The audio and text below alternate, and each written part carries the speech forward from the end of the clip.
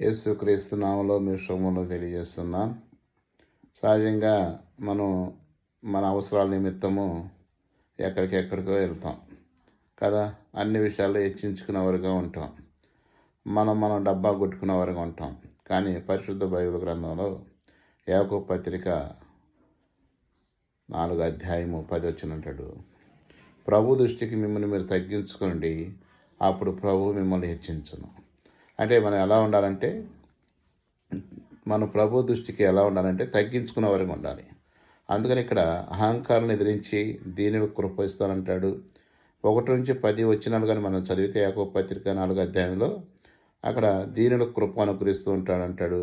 ఈ లోక స్నేహం దేవునికి వైరం అంటాడు. అంటే మన యొక్క ప్రవర్తన స్నేహం కానీ దేవునికి అనుకూలమైనగా, దేవునికి ప్రీతికరంగా ఉన్నప్పుడు దేవుడు మనల్ని హెచ్చించేవాడుగా ఉంటాడు.